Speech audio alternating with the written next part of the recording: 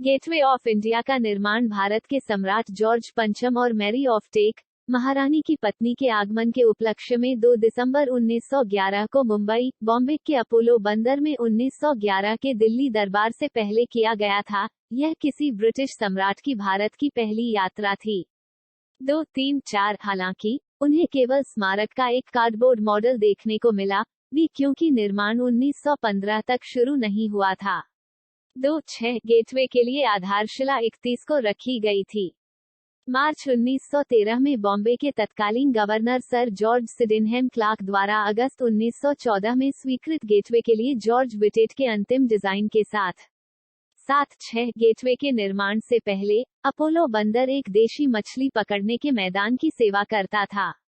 8, 1915 और 1919 के बीच समुद्र की दीवार के निर्माण के साथ साथ उस भूमि को पुनः प्राप्त करने के लिए अपोलो बंदर पर काम जारी रहा जिस पर गेटवे का निर्माण किया जाना था।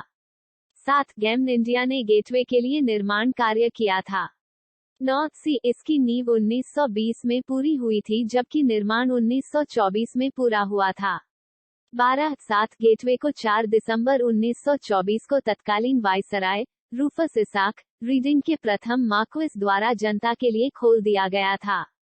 13, भारतीय स्वतंत्रता के बाद भारत छोड़ने वाली अंतिम ब्रिटिश सेना, भारत की पहली बटालियन समरसेट लाइट इन्फेंट्री 28 फरवरी 1948 को एक समारोह के हिस्से के रूप में ब्रिटिश राज के अंत का संकेत देते हुए 21 तोपों की सलामी के साथ गेटवे से होकर गुजरी। 14, 15 डी.एन. कमला जवाहरलाल नेहरू विश्वविद्यालय में प्रोफेसर। 16 गेटवे को मुकुट में गहना और विजय और उपनिवेश का प्रतीक के रूप में संदर्भित करते हैं।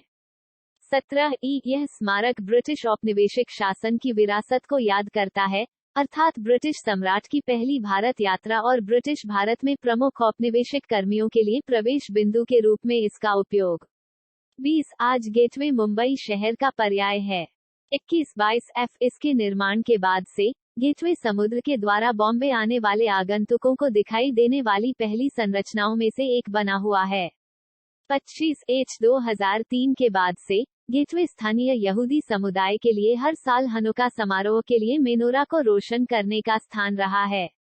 28-29 इस अनुष्ठान की शुरुआत मुंबई के चबार्ड नरीमन हाउस में स्थित के रब्बी गैवरियल नोआच होल्सबर्ग ने की थी।